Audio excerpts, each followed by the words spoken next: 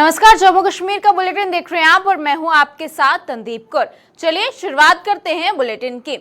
पुलवामा आतंकी हमले को लेकर जम्मू कश्मीर के पूर्व राज्यपाल सत्यपाल मलिक द्वारा किए गए खुलासे को लेकर आज प्रदेश कांग्रेस कमेटी द्वारा जम्मू के महेशपुर चौक में धरना प्रदर्शन किया।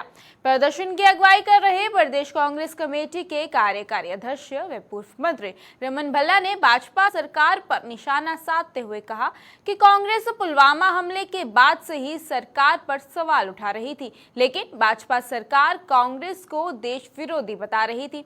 लेकिन अब पूर्व राज्यपाल ने इस मामले को लेकर जो खुलासा किया है, जिसमें देश के प्रधानमंत्री भी जांच के दायरे में आते हैं, उन्होंने इस मामले की जांच की मांग की है और इस हमले की सच्चाई देश की जनता के सामने लाने की मांग की है।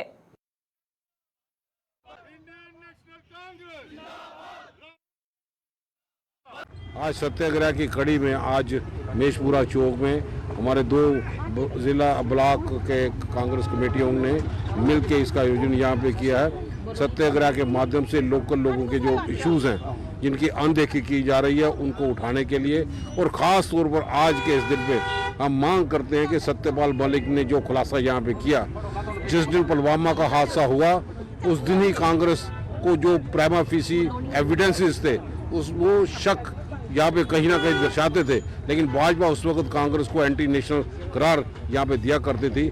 जहाँ पे एक तरफ एक पूर्व विधायक बीजेपी ने जब राहुल गांधी के पर टिप्पणी यहाँ पे की और राहुल गांधी की सदस्यता उसी वक्त रद्द कर दी गई और फौरी तौर पर उनको क्वार्टर भी खाली गए, लेकिन आज एक कॉन्स्टिट्यूशनल हेड पे जो सत्यपाल मलिक जी थे, जब उनका खुलासा यहाँ पे आया कि पुलवामा के सिलसिले में उन्होंने कहा कि सीआरपी वाले अब एयरक्राफ्ट मांग यहाँ पे कर रहे हैं और उनको खामोश करने की बात यहाँ पे प्रधानमंत्री की तरफ से आई गई। हम सब लोग इसकी निंदा यहाँ पे करते हैं और ये जांच का विषय है। ये सिक्योरिटी में सेंध नहीं, कौन से ऐसे तत्व थे, कौन सी ऐसी चीज़ें थी जो दबाव सत्यपाल मलिक पे बना रही थी कि वो खामोश रहे। आज हम उस बयानों की जांच की मांग भी यहाँ पे करते हैं। गर्मियों के आगमन के साथ ही जम्मू नगर निगम भी अब अलर्ट हो गया है और गर्मियों के डेंगू के मामलों में मद्देनजर जम्मू नगर निगम के health officer doctor Vinod Sharma ने लोगों से अपील की है कि अपने घरों के आसपास किसी भी वस्तु में पानी या फिर गंदगी पैदा ना होने दें और अपने घरों के आसपास साफ सफाई रखें, क्योंकि यही सावधानी हमें डेंगू से बचाव करने में लाभदायक है। हर घर में जो जैसे फ्लावर पॉट्स होते हैं, अगर उनमें कोई डेंगू वायरस और वहाँ के लोग जो है पानी चेंज नहीं कर रहे हफ्ते में 2-4 बार, जहाँ वहाँ पर कैरोसिन आयन नहीं कर रहे, जहाँ स्प्रे नहीं कर रहे, तो डेंगू वायरस जो है पैदा हो जाएगा। उसी घर में पक्षियों के लिए वो लोगों ने वो पॉट्स रखे होते हैं, बहुत अच्छी बात है, पक्षियों को पानी पिलाओ आप, लेकिन उस पानी को हफ्ते में 2 बार चेंज करना है। वह लोग अगर नहीं करेंगे तो वहाँ पर डेंगू वायरस हो जाएगा। इसी तरह लोगों के छतों के ऊपर टैंक्स देखेंगे आपने, बड़ी बार वो टैंक्स जो खुले होते हैं वहाँ पर डेंगू वायरस मजे से बन रहा होता है, तो उस टैंक को साफ करवाना होता है साल में 2 बार, उस टैंक के ढक्कन को टाइट करके बांधना होता है। कुछ लोग नहीं बांधते, कुछ लोग, चंद लोग। और फिर उसके बाद क्या होता है, जब फैलता है तो जब मच्छर काटता है फिर एक दूसरे से फैलता है, एक इंसान से दूसरे इंसान को से फैलता है। तो मेरा कहने का मतलब यह है कि अगर हम सभी लोग इस बार जो है अभी से शुरू कर दें कि हमने जैसे दिवाली पर सफाई करते हैं वैसे ही हमने अपने घर की सफाई करनी है। जितना भी सामान हमारे घर में पड़ा हुआ है जो इस्तेमाल नहीं होता उसको हमने साफ करके रखना, वहाँ पर हमें स्प्रे करना है, मिट्टी का तेल फेंकना है, अगर पानी है तो उसको हफ्ते में 2 बार टिंग करना है। उसके बीच में पानी की टैंकी आ गई, फ्रिज की ट्रे, जो आपके फ्रिज है, जो रेफ्रिजरेशन जो हैं सिस्टम्स हैं, उनमें जो ट्रे हैं अगर उसमें उसको आप हफ्ते में 2 बार चेंज नहीं करोगे तो वो डेंगू वायरस के लिए बड़ी अच्छी सी जगह होती है। तो ट्रे निकाल के उसको हफ्ते में 2 बार चेंज करिए, नहीं तो मैक्सिमम केसेज जो हैं त्रिकुटा नगर में आपने देखा होगा फिर लोगों के फ्रिज के ट्रे से निकले। तो इसी तरह जो लोगों के फ्लावर पॉट्स हैं, अगर कोई खाली बॉटल्स हैं घर में तो उसमें होगा, खाली ड्रम्स हैं उसमें होगा, कूलर्स आजकल कम हैं, लेकिन अभी हमारे जो स्लम्स एरियाज में जो लोग हैं, जो गरीब लोग हैं, वो कूलर्स का इस्तेमाल करते हैं, लेकिन जो कूलर का पानी होता है उसको चेंज नहीं करते, उसको हफ्ते में 2 बार चेंज करना होता है, जहाँ उसमें कैरोसिन के ड्रॉप्स डालने होते हैं, उससे डेंगू वायरस बड़ी जल्दी से मर जाता है। इस पर जो है सर्वे चल रहा है पूरे जम्मू में, हेल्थ डिपार्टमेंट की तरफ से सर्वे चल रहा है, जहाँ जहाँ उनको लार्वा मिल रहे हैं मॉस्किटोज के, चाहे वो मलेरिया के हैं चाहे वो डेंगू के हैं, उनको सर्वे करते जा रहे हैं, डिस्ट्राई करते जा रहे हैं। उसमें पॉन्ड्स भी होते हैं, कुछ पॉन्ड्स ऐसे हैं जिसमें हम फिश का इस्तेमाल करते हैं, गैम्बूसिया फिश का इस्तेमाल करते हैं, वो गैम्बूसिया फिश जो है वो खाती ही डेंगू वायरस जितने वो लार्वे को खा जाती है। तो जहाँ जहाँ बाहर भी हमें लगता है कि जहां पर डेंगू साइट्स हो सकती है वहां हेल्थ की टीम जो है, जो एफिशिएंट प्रोफेशनल टीम है, हमारे जो डिप्टी डायरेक्टर हेडक्वार्टर्स होते हैं मलेरिया के, उनकी लीडरशिप में जो है सारी टीमें काम करती हैं और इस वक्त सर्वे चल रहा है जहां जहां उनको हमारी मदद की जरूरत होती है। लिथियम के भंडार से मालामाल जिला रियासी के सलाल इलाके में लोगों के लिए एक बड़ी खुशखबरी है। सलाल में ये भंडार मिलने और उसके बाद इसके खनन की प्रक्रिया का मसौदा तैयार होने से लोगों के उनके पुनर्वास की चिंता खाई जा रही थी, जिसे खनन विभाग के आयुक्त सचिव अमित शर्मा ने दूर कर दिया है। खनन विभाग के आयुक्त सचिव अमित शर्मा ने सलाल के दौरा किया और उस दौरान लोगों को सरकार की ओर से भरोसा दिया कि स्थानीय लोगों को बेघर नहीं होने दिया जाएगा और लिथियम के खनन से पहले हर हाल में इनके पुनर्वास किया जाएगा। उन्होंने बताया कि वह इस बाबत जिले की डीसी के साथ भी बैठक कर लोगों को पुनर्वास खाका तैयार करने वाले हैं और 8 से 50 जिसमें राजस्व सहित अन्य विभागों के अधिकारियों के शामिल किया जाएगा। वहीं पर दूसरी ओर स्थानीय जनप्रतिनिधियों व आम नागरिकों ने भी आयुक्त सचिव के द्वारा दिए गए आश्वासन की सराहना की है।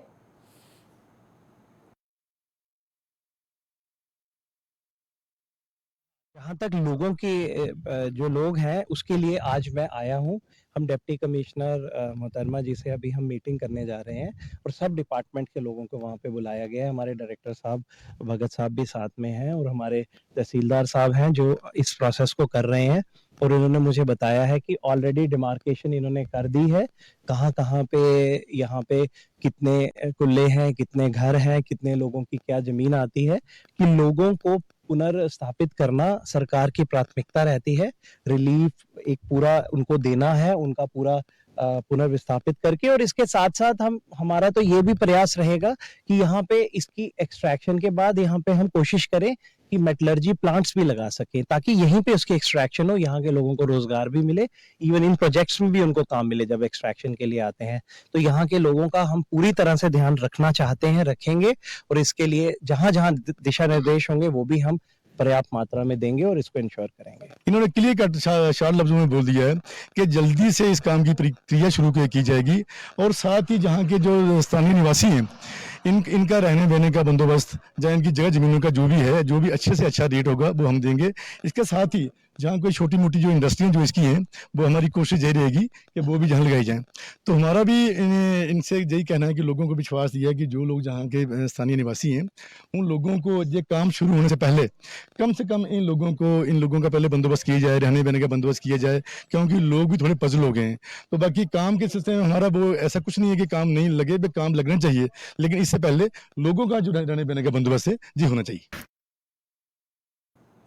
जम्मू में कोरोना संक्रमण के बढ़ते मामलों के बाद स्वास्थ्य विभाग के साथ साथ जम्मू के तमाम अस्पताल प्रशासन भी सतर्क है। जम्मू के जीएमसी अस्पताल के प्रिंसिपल डॉक्टर शशि सूदन शर्मा ने कोरोना से निपटने के अस्पतालों के तैयारियों की जानकारी देते हुए कहा कि कोरोना संक्रमण से निपटने के लिए अस्पताल में तमाम तैयारियां की गई हैं।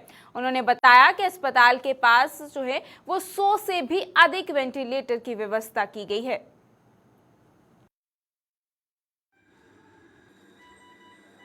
कोविड जब आया ही था हमें पता था ये आरएनए वायरस है, म्यूटेशन प्रोन है और बहुत फास्ट वेरिएंट्स इसमें आते गए।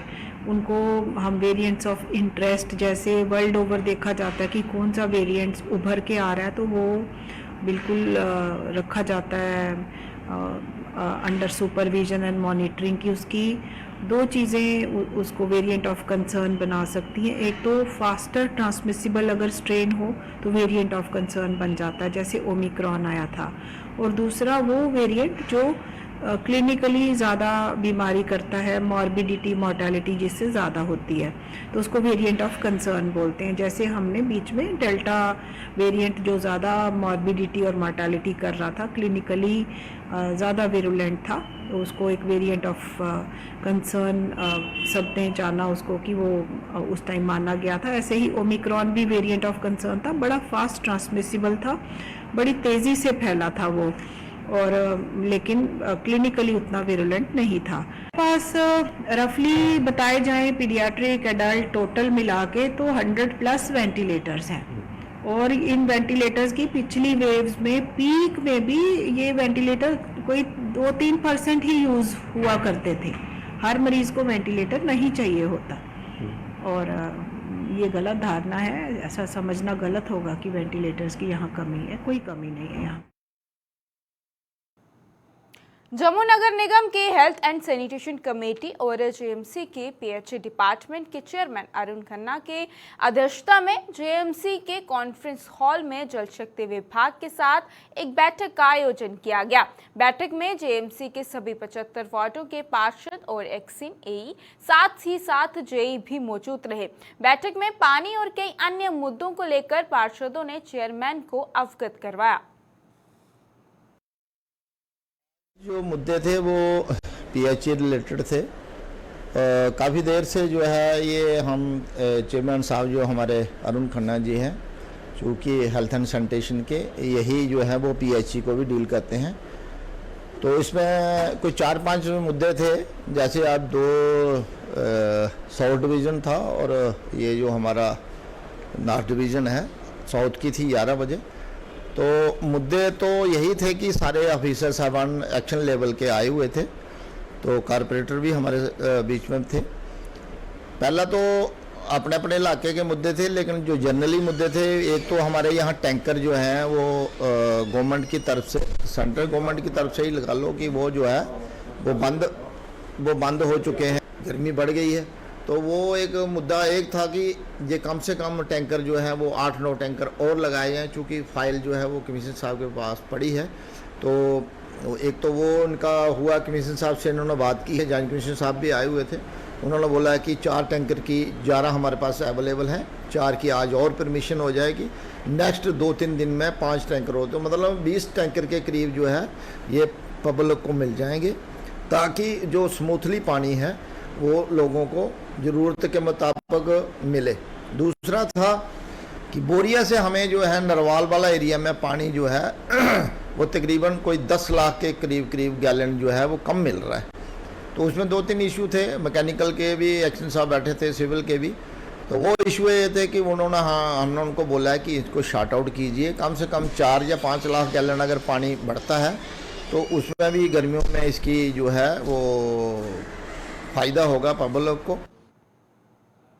जम्मू में एक्सचेंज रोड इलाके में बीती रात चोरों ने किराने की दुकान को अपना निशाना बनाते हुए वहां से देसी घी, महंगे खाने के तेल सहित अन्य कीमती सामान पर हाथ साफ किया। पीड़ित दुकानदार के मुताबिक इससे पहले भी इलाके में चोरों ने कई दुकानों में चोरी की घटना को अंजाम दिया था, लेकिन पुलिस चोरी के इन मामलों पर अंकुश लगाने में असफल सिद्ध हुई है। वहीं पर जिला सांबा के बड़े बरामना के वार्ड नंबर 6 राजीव कॉलोनी में भी बीती रात चोरों ने एक मकान में चोरी की वारदात को अंजाम दिया और घर से जेवरात लेकर फरार हो गए। पुलिस ने मामला दर्ज कर चोरों की तलाश शुरू कर दी है।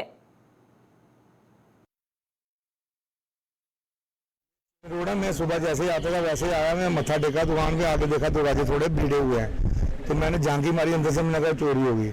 मैंने खबर की पुलिस को, पुलिस आ गई और उन्होंने पूरा देखा होगा, सब नोट किया है। कितना सामान सर यहाँ से चोरी हुआ?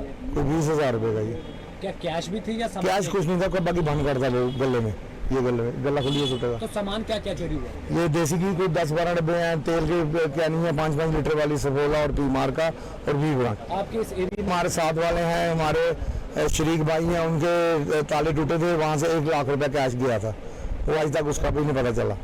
और हमारे सामने किराने की दुकान है सीताराम जी की, उनकी भी चोरी 2 बार हो चुकी है, वहाँ से सामान भी लिया था, उन्होंने कैश कोई नहीं की थी, उनका सामान ही गया था। मेरे हस्बैंड चले गए नाइट ड्यूटी, तो ये बोले आप मॉर्निंग में घर आ जाना। तो जब ये 4 बजे आए घर पे तो देखा कि लॉक वगैरह टूटे हुए थे, सारा सामान बिखरा हुआ था।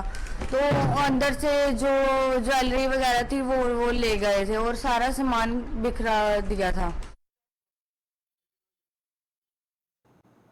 बिश्ना कस्बे के केसी मोड़ इलाके में शराब की दुकान के सामने एक साइकिल सवार नाले में गिर गया। इसकी सूचना मिलते ही पुलिस ने मौके पर पहुंचकर स्थानीय लोगों की मदद से इस व्यक्ति को बाहर निकाला, लेकिन तब तक इस व्यक्ति की मौत हो चुकी थी। अभी तक इस व्यक्ति की पहचान नहीं हो पाई है।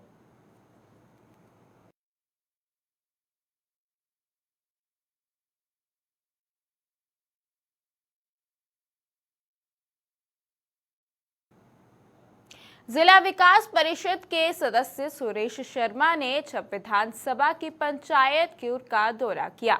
अपने दौरे के दौरान डीडीसी सदस्य ने जहां जनता दरबार लगाकर लोगों की समस्याएं सुनी, वहीं जल जीवन मिशन के तहत 2 करोड़ 75 लाख की लागत से बनने वाले जगवैल के निर्माण कार्य का शुभारंभ किया। इस अवसर पर डीडीसी सदस्य ने कहा कि लगभग 100 करोड़ रुपए से अधिक की राशि ब्लॉक मेरा, मांदेरिया और साथ ही चौकी चोरा में खर्च की जाएगी, जिससे आने वाले समय में लोगों को पानी की समस्या से राहत मिलेगी। उन्होंने कहा कि खराब पड़ी पाइपों को भी बदला जाएगा और जिन घरों में नल नहीं है उन घरों में नल लगाया जाएगा। इस मौके पर डीडीसी सदस्य सुषमा देवी और एई राकेश चंदन सहित अन्य लोग भी मौजूद थे।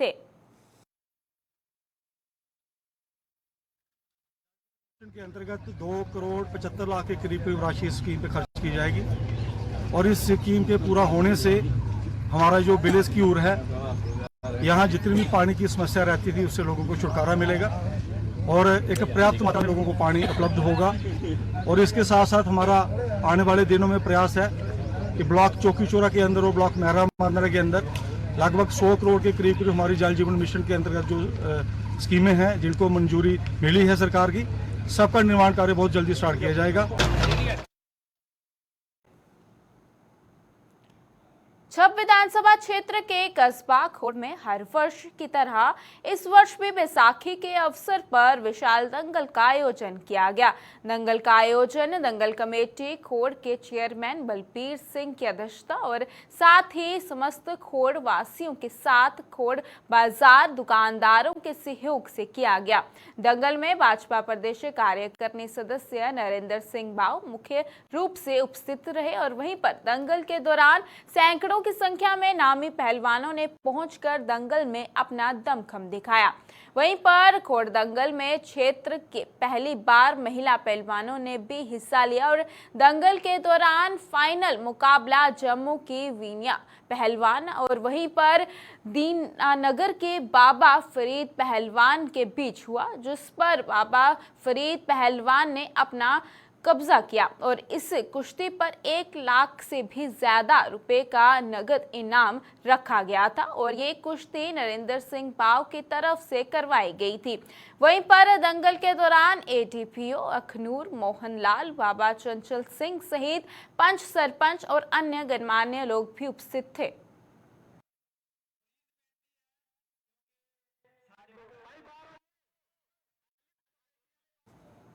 विकास कार्य न होने से कठुआ के वार्ड नंबर 12 के लोगों में म्युनिसिपल काउंसिल के प्रति भारी नाराजगी है। लोगों का आरोप है कि वार्ड में गलियों और नालियों की हालत खस्ता है, लेकिन इनकी ओर म्युनिसिपल काउंसिल कोई ध्यान नहीं दे रहा है। लोगों का आरोप था कि केंद्र से विकास कार्यों के लिए भारी मात्रा में फंड आ रहा है, लेकिन वार्ड नंबर 12 में कहीं भी विकास नजर नहीं आ रहा है। मेन प्रॉब्लम गली दी है, ठीक है, गली साडी बननी चाहिए। चेयरमैन साहब भी एक बार आइए थे सारे गली चाहिए चक्कर लाई जान, फिर आइए देख लो भी गली बनानी चाहिए या नहीं बनानी चाहिए, ठीक है। बस ये कोई 20-25 साल ये बने थे, पहले लुक पे दी हूँ इतना आखा कई आए साढ़े जो चेयरमैन वार्ड मैंबर है वो आते जी तुम टैला लवा देने, टैला छड़ी तो कुछ भी नहीं लवाया ना। पहली गल के भी साढ़े इधर आए नाला कड्ढने वाले, सिर्फ पिछे पिछे नाला कड्ढी जे, नाला अगू कोई नहीं कड्ढिया, उम्मीदवार उत्थे रह गया है। नाले च गारा निकले बाहर, ठीक है नी, साढ़े नाली च गारा निकले तो नाली पानी चला आंदी नहीं, सफाई करनी आंदे कैसे फिर कैसे गंद गंद रोना पे देता है। तो घट घट कोई 1000-1200 घर है साढ़े पूरे दुनिया जी। जम्मू कश्मीर के इस बुलेटिन में फिलहाल इतना ही। इसी के साथ मुझे दीजिएगा इजाजत। नमस्कार।